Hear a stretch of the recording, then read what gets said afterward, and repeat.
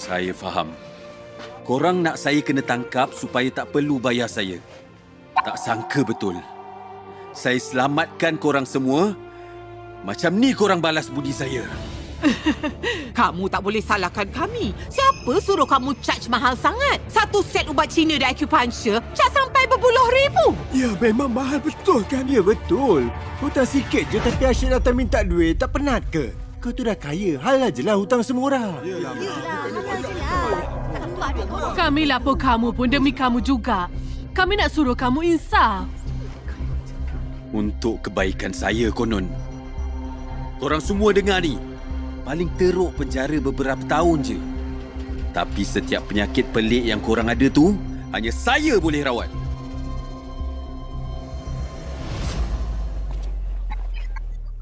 Tanpa saya, korang akan mati.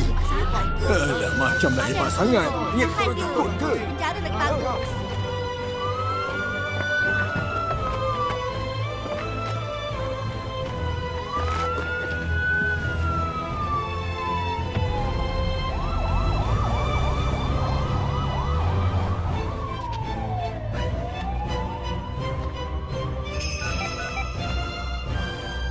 Tuan Kelvin, Lukas dah kena tangkap dengan polis.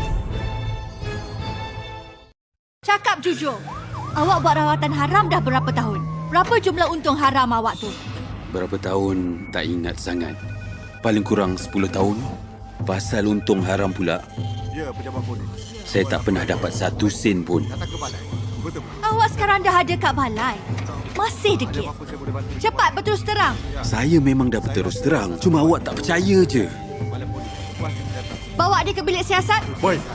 Saya akan siasat sampai tahu cerita yang sebenar. Bangun. Pergi. Dalam dunia ni, ada siapa ke yang peduli hidup mati seekor semut kecil? Cik Audrey, depan tu rumah Lucas. Sana. Ni ke rumah Lucas? Ya, betul tu. Bukan dia buat rawatan haram lebih 10 tahun ke? Kenapa rumah dia teruk sangat? Sebenarnya kan, Tabib Lucas seorang yang baik. Pakar orangnya. Orang jumpa dia untuk rawatan. Ada keluarga susah, tak mampu nak bayar dia. Mereka tulis surat hutang. Tapi lepas ramai tahu pasal tu, makin ramai datang berubat tapi tak nak bayar. Dengar kata, sekarang ni orang hutang dia dah lebih 200,000.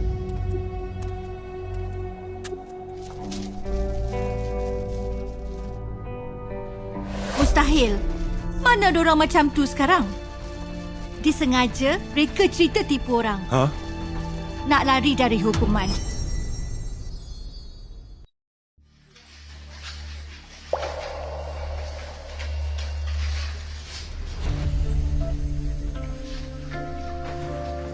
Ada orang bayar duit jaminan. Awak boleh pergi. Siapa? Manalah saya kenal. Dia tak nak bagi tahu nama.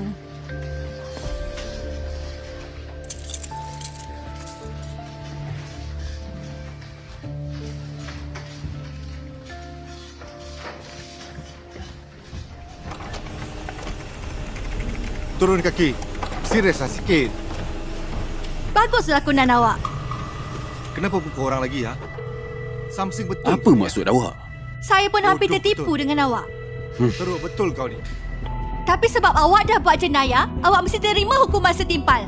Kita jumpa di mahkamah. Apa tengok-tengok? Buat kerja.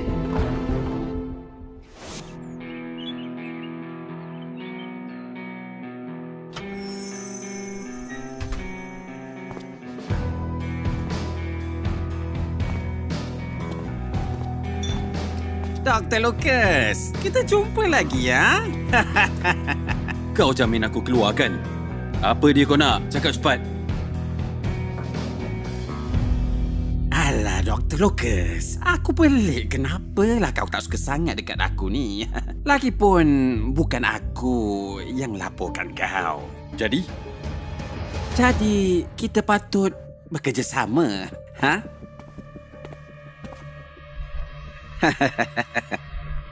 Dr. Lucas, Kalau kau kerja kat hospital aku boleh bagi gaji tahunan RM500,000 dan suruh orang kampung tarik balik aduan. Jadi, kau boleh terlepas dari hukuman. Aku dah faham. Kau suruh mereka laporkan aku kan? Sebab mereka tu takkan boleh terfikir untuk buat sesuatu yang kejam macam tu. Betul.